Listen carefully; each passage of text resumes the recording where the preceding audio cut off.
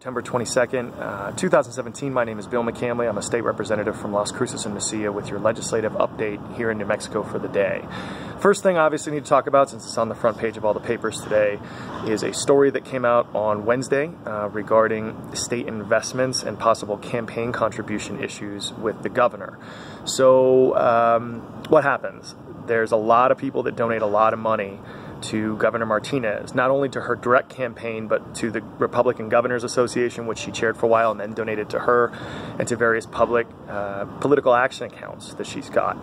The flip side is that a lot of those people that donated have companies that get contracts with the state to invest tens and hundreds of millions of dollars in state money, which they make money off of through fees.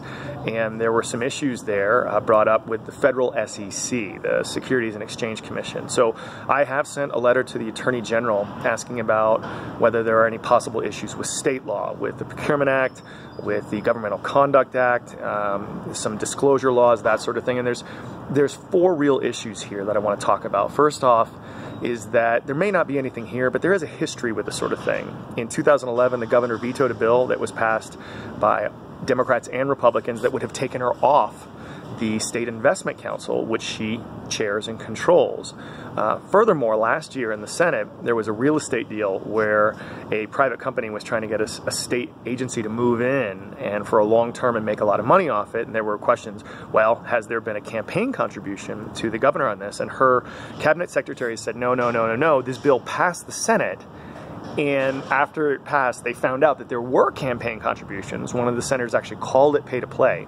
They recalled it back to the Senate and actually voted it down. No one had ever even heard about that before. So these sorts of things make a little bit of a disturbing trend, and it's a reason to ask. Secondly, the money here is staggering. The State Investment Council invests 3/4 of the $22 billion we have in state funds through active accounts, which means we pay Wall Street bankers to invest it for us, and if they make 1% of the profit on that, even that kind of money is staggering. The story said they paid out $180 million last year. I'm not sure it's that much, but it's still a lot of money. The SIC board, the State Investment Council, recently had an issue where their members were asked by the governor to sign non-disclosure forms, and both the Republican State Land Commissioner Aubrey Dunn and the Democrat State Treasurer Tim Eichenberg, to my knowledge, have refused to sign. And this is a big deal because it means you can't talk about the decisions you made. So what did you make? Why did you make it? And if we as a public don't know, then it raises questions about some of these issues regarding campaign contributors. And lastly, what about the current disclosure laws? Can you get around those by these third-party contributions like the Republican Governors Association? These are the questions we ask. Now, look, I'll be honest with you, I am not really comfortable being the guy to do stuff like this. It's not my thing. I'd rather work on dense public policy like cannabis legalization or taxes or whatever. But it's my job as the chair of the New Mexico Finance Authority Oversight Committee to ask these questions, and the AG, it is his job to look into the legalities and possible issues here. I will also say it's also really responsible for us as a legislature to look at some of these laws. Should we do better legislatively? Should we look at these active accounts and maybe see if it's better to move towards these passive accounts where you don't hire these Wall Street firms? Nevada does that, and they've done pretty well, probably as well as we have, and you don't have a lot of these political issues. So that's kind of that. Secondly, I want to talk about the healthcare bill, the Graham-Cassidy Trumpcare bill that's going through the Senate right now. Folks say it has a really good chance of passing, and if so, it would be devastating for New Mexico. I actually don't agree with Governor Martinez on very much, but she came out the other day against this thing, and she's right. According to the Kaiser Family Foundation, New Mexico would lose about $200 million a year in Medicaid funding. And right now, we don't have that money. So what will happen? Either we have to cut education or social workers or cops or the other things that the state funds to make sure that people can get basic health care, or people won't get basic health care.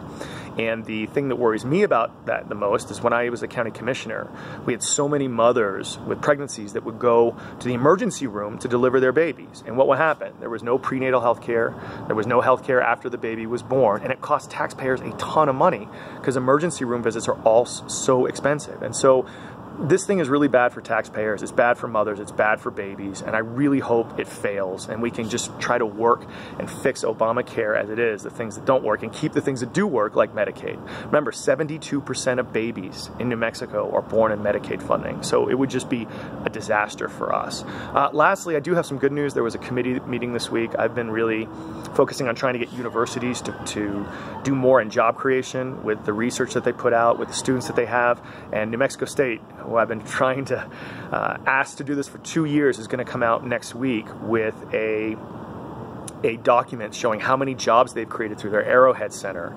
And what this does is it says, okay, let's try to figure out a way can we increase that? Are we doing this right? Are we doing this wrong? Because we absolutely have to have jobs here in New Mexico, and these high-tech jobs that can come out of universities are the kinds that we need to create. So I'm happy with the university. It's taken a long time, but universities are very large and bureaucratic, and that has been an issue, but it's a step in the right direction and makes me feel good about this Friday anyway. Thanks everyone for watching this. I hope everyone has a great weekend, and if you have questions or comments on these or any of the issues, I'd love to hear from you. Thanks.